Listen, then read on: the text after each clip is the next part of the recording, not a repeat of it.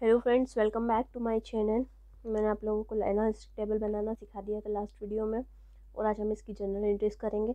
तो general entries में मैं आपको बता देती हूँ हमें किन किन चीज़ों की एंट्रीज करनी है, ठीक है।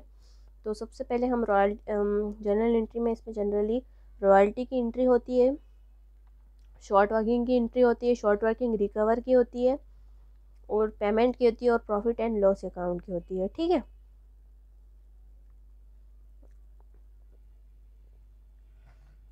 ये सब एंट्रीज होती है। तो हम पहले साल की रॉयल्टी, फिर कितना हमने short working recover, access, P&L और पेमेंट, ये सब की हमारी एंट्रीज होगी। तो चलिए हम शुरू करते हैं।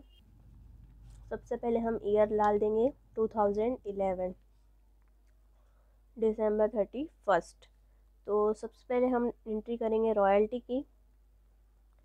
Royalty account debit to landlord account credit.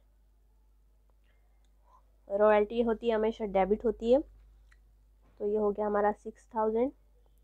और लैंडलॉर्ड को हमने कितने दिए हैं, लैंडलॉर्ड की हमारी क्या हुई है, इनकम हुई है, तो ये हो गया 6000। उसके बाद हमारी होगी शॉर्ट वर्किंग की entry. Short working account debit. Short working कितनी हुई थी हमारी 2011 में, 3000 हुई थी, ठीक है। To landlord account. Short working कहाँ जाती है, लैंडलॉर्ड अकाउंट में जाती है, क्रेडिट 3000। अब landlord account to bank account, जो हमने पेमेंट कितना किया है लैंडलॉर्ड अकाउंट को,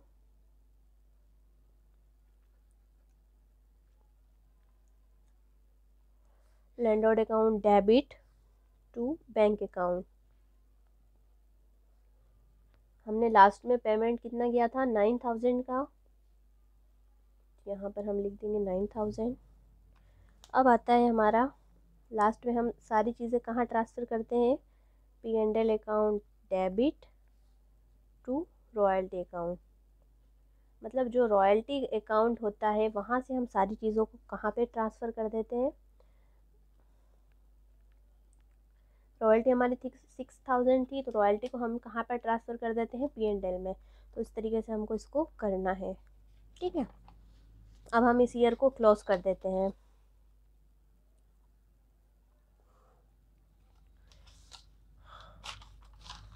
आ गए हम अब 2012 में, December 31st।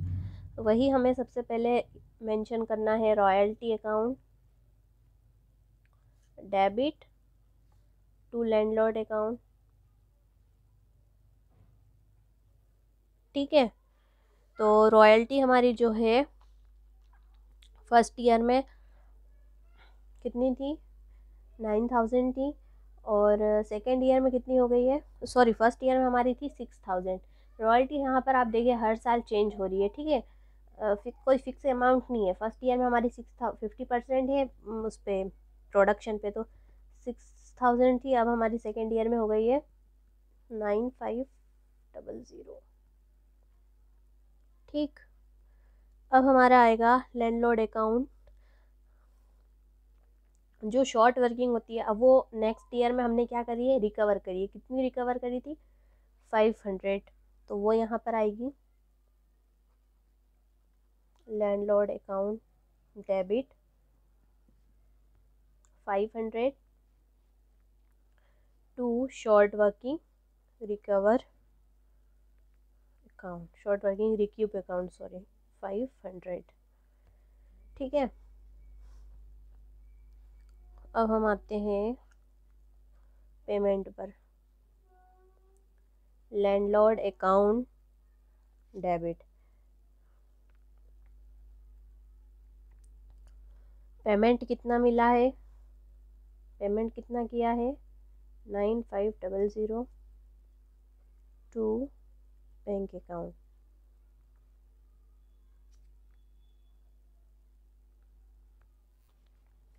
सॉरी ये 9000 ही आएगा, हम लोग बैंक में तो 9000 ही ट्रांसफ़र किए हैं। अब हमारा आएगा P&L अकाउंट डेबिट जो रॉयल्टी है उसको हम कहाँ ट्रांसफ़र करते हैं, P&L अकाउंट में। तो वो कितनी है, 9,500। ठीक है, ये हमारा 2012-11 का और ये 12 का हो गया जर्नल एंट्री। अब मैं आपको 13 का करके बताती हूँ। 13 में हमने क्या किया है, रॉयल्टी कितनी लगी है, royalty account debit to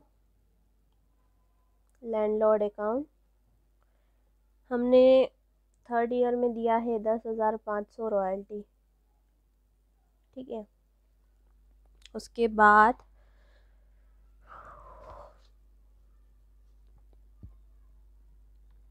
short working कितनी हमने रिकवर की है, रिक्यूब की है, लैंडलॉर्ड अकाउंट,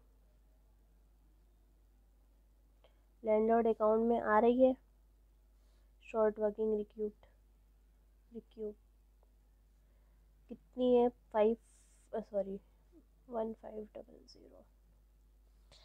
अब पेमेंट कितना हुआ है,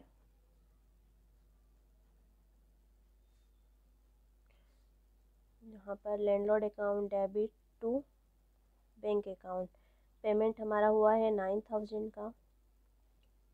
ठीक है, जो 9 मतलब सिंपल सी बात है कि जो रॉयल्टी होती है उसके अलावा जो भी शॉर्ट वर्किंग अगर बन जाती है, रिकवर करके उसको हम P&L में ट्रांसफ़र कर देते हैं। अब हम इसको P&L में रॉयल्टी को ट्रांसफ़र कर देते हैं। P&L अकाउंट डेबिट, रॉयल्टी हमारी कहाँ चली गई, P&L में, प्रॉफिट एंड लॉस अकाउंट में। ठीक है, अब जो है हमने P&L में लास्ट ईयर में कितने ट्रांसफ़र किए थे, 1,000, तो वो भी हम यहाँ पर लिख देते हैं। P&L account debit, profit and loss account में कहाँ से जा रहे हैं, तो शॉर्ट वर्किंग अकाउंट से। ठीक है, तो कितने गए थे, 1,000। अब ये यहाँ पर हमारा ईयर क्लोज हो गया है। तो फाइनल हमारा क्वेश्चन जो है वो पार्ट 1 एंड पार्ट 2 में हो गया है।